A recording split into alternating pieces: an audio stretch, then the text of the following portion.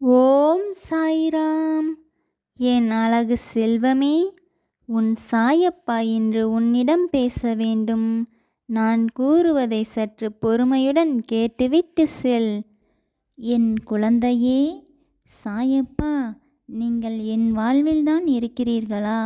இருந்தும் ஏன் எனக்கு இவ்வளவு கவலைகள் வருகிறது என்று நீ கேட்பது என் காதில் விழுகிறது என் செல்வமே. அனைத்தையும் நான் கேட்டுக்கொண்டும் பார்த்து கொண்டும் தான் இருக்கிறேன்.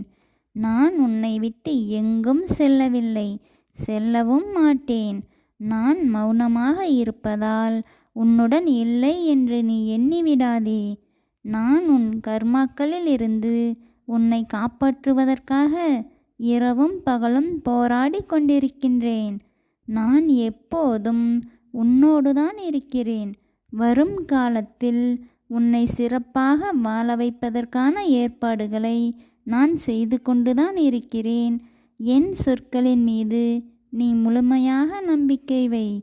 தற்காலிகமான மகிழ்ச்சி தரும் எந்த ஒரு செயலையும் உனக்கு செய்ய மாட்டேன்.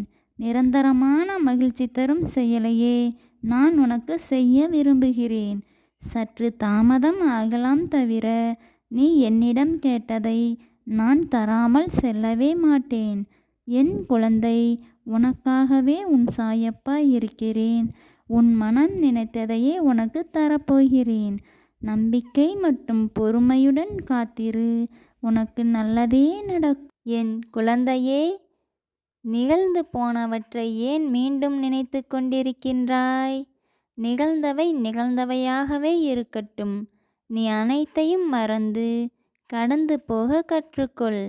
மாயமான இந்த உலகில் உன் காயத்திற்கு நியாயம் தேடாமல் அனைத்தையும் கடந்து போக கற்றுக்கொள்.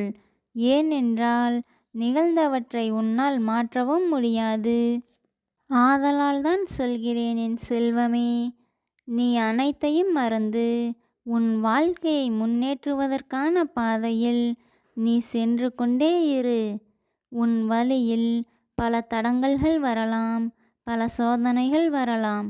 அவற்றையெல்லாம் பொருட்படுத்தாமல் உன் பாதையை நோக்கி நீ நல்ல முறையில் பயணம் செய்து கொண்டே இருந்தால் வெற்றி உன் வசமாகும். நீ தேவையான வரையில் உன் தவறுகள் மன்னிக்கப்பட்டு கொண்டே இருக்கும். நீ தேவையில்லை என்றால் உன்னுடைய சிறு தவறும் பெரியதாக தெரியும். ஆதலால் பிறர் என்ன கூறுகிறார்கள் என்பதை நினைத்து கவலை கொள்ளாமல் உன்னை பற்றி உனக்கு தெரிந்தால் போதும் என்ற நம்பிக்கையில் உன் வெற்றி பாதையை தொடங்கு. என் செல்வமே, அளவுக்கு மீறினால் அமிர்தமும் நஞ்சு. அதுபோலே அளவில்லா அன்பு இருந்தாலும் அளவோடு கொடுத்தால்தான் அதற்கு மதிப்பு இருக்கும். இனியாவது நீ புரிந்து கொள் என் செல்வமே. எதுவாக இருந்தாலும் அளவாக கொடுப்பதுதான் சிறந்ததாக இருக்கும். என் குழந்தையே, வாழ்வில் நீ தொலைத்த உறவை தேடிச் செல், தவறில்லை. ஆனால் உன்னை விட்டு விலகிச் சென்ற உறவை மட்டும் ஒருபோதும் தேடிச் செல்லாதே. வாழ்வில் உன்னை பிடித்து உன்னோடு பழகுபவர்களை விட சந்தர்ப்பம் சூழ்நிலை காரணமாக உன்னோடு பழகுபவர்களே அதிகம். ஆதலால் நீ சற்று புரிந்து செயல்படு. என் குழந்தையே, நீ வெற்றி பாதையில் பயணிக்கும் பொழுது உனக்கு கவலைகள் வருகிறது என்று கலங்காதே.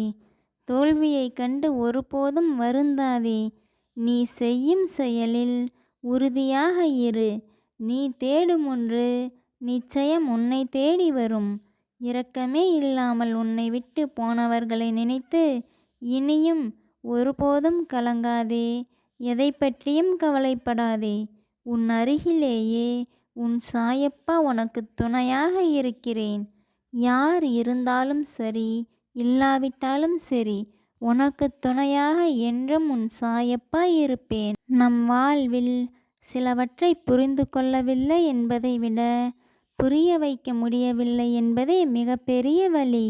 ஆதலால் புரிந்து கொள்ளாத யாரிடமும் நீ புரிய வைக்க முயற்சி செய்யாதே.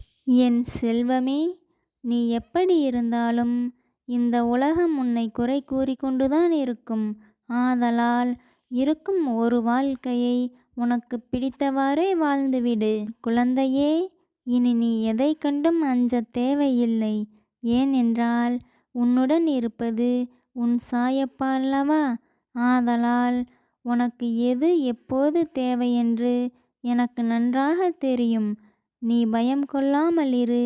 உனக்கு தேவையானது அனைத்தும் உன்னை வந்து சேரும். என் குழந்தையே, நீ இதுவரை எதை நடக்க வேண்டும் என்று நினைத்து காத்திருந்தாயோ அது விரைவில் நடக்கும். உனக்கும் உன் குடும்பத்திலுள்ள அனைவருக்கும் விரைவில் ஓர் நல்ல செய்தி நிச்சயம் வந்தே தீரும். இன்று வரை துன்பத்தையே எதிர்நோக்கி இருந்த உனக்கு இனிவரும் காலம் இன்பமயமாக மாறப்போகிறது. இனி நான் உன் அருகிலேயே இருந்து உன்னை வாழ்வில் சரியான பாதைக்கு அழைத்துச் செல்லப் போகிறேன். உன் மனம் நினைப்பதை நான் நிறைவேற்றித் தரப்போகிறேன். உனக்கும் உன் குடும்பத்திற்கும் என் பரிபூரண ஆசீர்வாதம் என்றும் உண்டு. உன் குழந்தைகளின் எதிர்காலத்தை நினைத்து நீ கவலை கொள்ளாதே. அவர்களின் வாழ்வை சீரமைப்பது உன் சாயப்பாவின் தலையாய கடமை.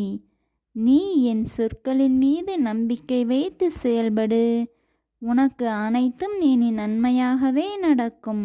நீ விதைக்கும் எண்ணங்கள்தான் உன்னிடம் திரும்பவும் வந்து சேரும்.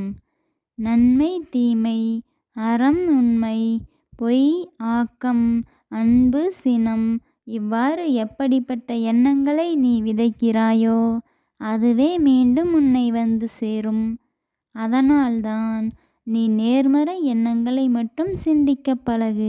நீ அவ்வாறு நேர்மறை எண்ணங்களை மட்டும் சிந்திக்க பழகினால் உன் வாழ்க்கை நிச்சயம் நேர்மறையானதாகவே மாறும். எண்ணம் போல் வாழ்க்கை என்பதற்கேற்ப நீ நேர்மறையான எண்ணங்களை மட்டுமே சிந்தித்து பழகு. என் குழந்தையே, அழகாய் அமைவது எல்லாம் வாழ்க்கை அல்ல. அமைவதை அழகாய் மாற்றுவதே சிறந்த வாழ்க்கையாகும். ஆதலால் உனக்கு அமைந்த வாழ்க்கையை நீ அழகாய் அமைத்துக்கொள். நிச்சயம் உன் வாழ்வில் மகிழ்ச்சி கிடைக்கும். என் குழந்தையே, வாழ்க்கை என்பது அழகானது. அது நீ வாழும் விதத்தில்தான் உள்ளது. சொர்க்கமாவதும் நரகமாவதும் உன் எண்ணத்தை பொறுத்தே உள்ளது. அது மட்டுமல்லாமல் உன்னை பற்றிய உன் எண்ணமே நீ யார் என்பதை இந்த உலகிற்கு காட்டும். ஆதலால் உன்னை பற்றி எப்போதும் நீ நேர்மறையாகவே சிந்தித்து பழகு. அப்போதுதான் உன் வாழ்க்கையும் நேர்மறையானதாகவே மாறும். இது உன் சாய் அப்பாவின் உண்மையான சொற்கள். ஜெய் சாய்ராம்.